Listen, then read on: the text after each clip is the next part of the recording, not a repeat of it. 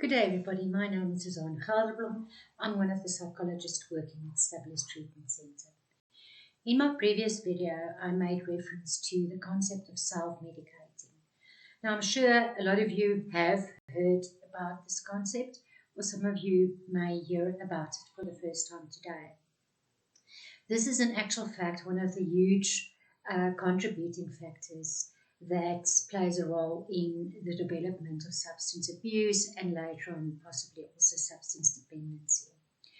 I'd like to start off with the term or the definition of what self-medicating is. So self-medicating refers to attempts to deal with depression, pain, either emotional or physical, or intense emotions which the help of drugs or alcohol or medication may help you to relieve some of these symptoms. You might be self-medicating as a response to pressures of everyday life and to just help you to cope with your reality. Some risk factors for self-medicating that is important to maybe be aware of would be depression, and all of these things obviously untreated. Depression, anxiety, bipolar mood disorder, any type of mental illness, which is again untreated, trauma that is not dealt with, untreated, and then intense emotional experiences which you don't have the emotional skills to deal with, and you don't probably also feel that you don't have the emotional support to deal with it. And then lastly, physical as well as emotional abuse. All of the above can set off the desire to self-medicate in order to find relief from these symptoms.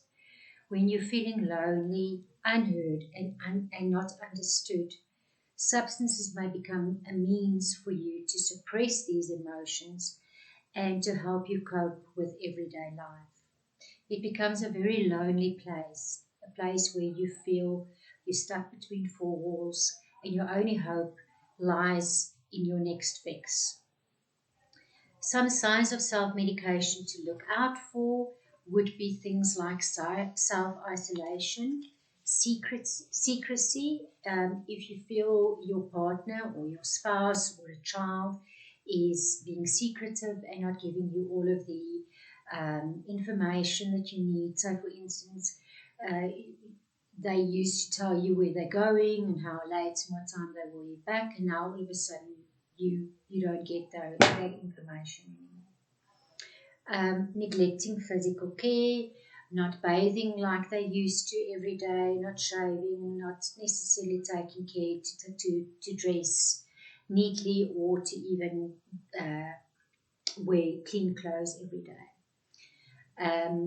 Having difficulties at work or at school in terms of coping with the workload or the demands that their work or their school work is putting on them, sudden anger, new or unusual financial problems, irritability, problems concentrating, and then lastly, very important, suicidal ideation or even suicidal attempts. Now, it's important to probably look at what needs to happen in order for a person to stop self-medicating. In other words, what is the answers to them actually dealing with the problem and not necessarily constantly trying to escape the problem or to avoid dealing with the problem by self-medicating, whether it is with medication, with drugs, or with alcohol. I think very important, obviously, the first thing that needs to happen for a person is that they need to realize that they are in a destructive and problematic pattern or habit of of avoiding their life demands, emotional demands, and possibly also chronic conditions like I've mentioned before, depression, anxiety, bipolar mood disorders, or any other mental illness. So firstly, this person needs to admit to themselves that they are in trouble and that they need help.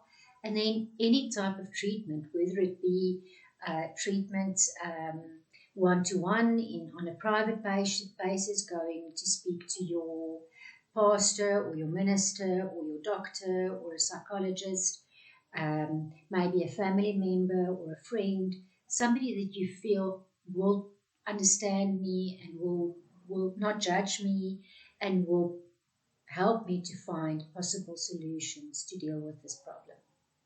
So treatment will be necessary, and during the treatment, you need to realize that you need to deal with the issues that drives you, or that drove you to want to use the substance. Okay, so all of the things that you tend to neglect, not deal with, you actually need to start putting it on the table, and you need to deal with it.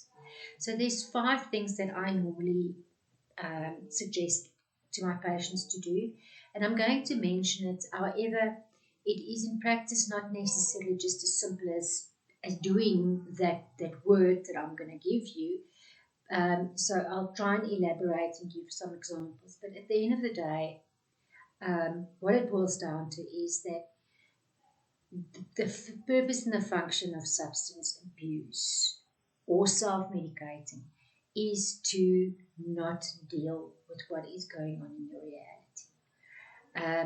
It might be too difficult for you to deal with. You might feel embarrassed about it. You might feel that people will judge you, and you become desperate to the extent that you then find a solution in self-medicating the problem by means of using alcohol or medicating yourself with substances that you can buy over the counter, which obviously very often is codeine. And then also people tend to go to their doctors often with complaints of anxiety or not sleeping, and then they get prescribed your benzos, which also then becomes a means for them to self-medicate, because unfortunately at some stage they do start to abuse the substance and they don't keep to their prescription as it was given by their GP, for instance. So when you enter treatment, I think it is important to know what you need to do during that treatment. So the 5 things that I always say that I recommend my patients to look at, to deal with, is firstly, like I said, admitting to the problem, acknowledging that I have developed a problem. A lot of our patients we see finds it difficult to actually say, I am an alcoholic, or I am a drug addict, or I am addicted to medication. And I know with the AA that it's very important for them to own it and to say that. But for me, sometimes I see in therapy that if you do just move that away for a while, if you take it off the table for a while, and you say, okay, well, let's not necessarily call it a name. Let's just focus on what brought you here, what contributed to you ending up in rehab, because this is obviously not something that you planned, it's not something that you wanted, but you're here now. So what brought you here? What were the contributing factors that played a role in you developing whatever kind of problem you want to call it? If you want to call it substance abuse, if you want to call it substance addiction, if you want to call it coping, that doesn't, for now, that doesn't necessarily matter. What we need to deal with is to look and to figure out what were the things that drove you to use the substance, that made you think that your outcome or your answer lies within the substance, which it can never ever possibly be. Okay. So after you've admitted to yourself, you need to acknowledge that I am in trouble, whether I want to call it that I'm a full-blown alcoholic or a drug addict. I need to acknowledge that I am in trouble and I need help. Okay. Then verbalize is the second thing that is very important. Um, I often see with our clients at Stabilis that they've, through the years of self-medicating or abusing substances, that they've fallen into a pattern where they feel it's better not to speak. Nobody wants to listen. Nobody understands in any case. And sometimes they feel embarrassed, like I say. There's, unfortunately, as we all know, there's so many stigmas also, not only related to substance abuse, but also related to mental illness. So I think people in general find it difficult to go about their day and to admit to themselves, firstly, and then secondly to somebody else that I'm feeling down, I'm not coping, I'm feeling depressed. Um, I, not to speak of bipolar, for instance, most of our patients don't necessarily realize what is happening to them because for a very long period they may seem down and not coping and loss of interest, suicidal ideation, wanting to self isolate, etc. And then all of a sudden, when they go into a hypomanic or a manic episode, it changes to something that's completely different to what they experienced whilst they were depressed. Now, all of a sudden, they've got all of these ideas of where they want to go to, what they want to do. They've got a lot of energy. They become more impulsive. They don't have the need to sleep, and some of them even become very creative, and they feel that they can do anything. So I think that causes a lot of confusion and possibly also anxiety with somebody because what's happening to me right now? And who do I speak to about this? Who will understand what's going on? If I speak to the teacher of my child, she may think, oh my word, there's a problem in the home there. We need to maybe look at what's going on there. Do I speak to my husband? Oh, he's got so much on his plate already. Do I speak to my best friend? She's got such a perfect life. It's difficult. I don't think she's going to understand me.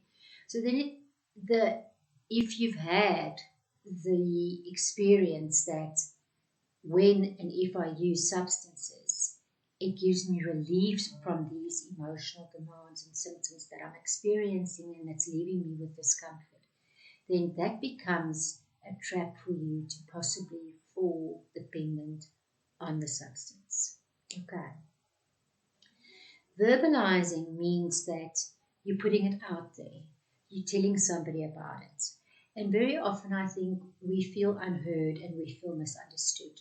And when we start to verbalize what is going on and what we're feeling, I think we often get an experience of somebody that will tell you, but you know what? I've been there myself. I've experienced that also. I I can understand why you're feeling like that. I would probably also feel the same way given the same circumstances. And all of a sudden you feel, but there's somebody that's in the same boat with me, or somebody's just climbed into this boat with me, and I'm not struggling and I'm not having to, to, to deal with the struggle all by myself. So verbalizing is really very important. It gives you a huge sense of relief of that emotional build-up. And then accepting your circumstances. We all have difficult circumstances. Things that happen to us or that is just part of our circumstances that we feel is unfair, that we feel we don't deserve, that we feel, but and we question, why is this happening to me? I'm a good person. Why are people treating me badly? We all have things like that, and we can't necessarily make sense of it because it's circumstances. So accepting those circumstances and also accepting and realizing that you can't change the circumstance, but you can change the way in which you allow it to affect you, in which you allow it to control you. And then lastly, your self-talk. What are you telling yourself about these things? Are you telling yourself, yeah, this is happening to me again because I deserve it, because I'm a bad person? Or are you telling yourself, wow, you know what, I've got another challenge on my hands, and I know this is a means for me and an opportunity for me to grow from this challenge. So let me go and look for my support. Where can I find support? Because this challenge is not going to get me down. So the way you speak to yourself and what you tell yourself is also very important. Once you've accepted your reality and you've accepted your circumstances and you've found a certain amount of calmness because of the fact that you were able to find support, then you can start handling or dealing with the problem. Okay.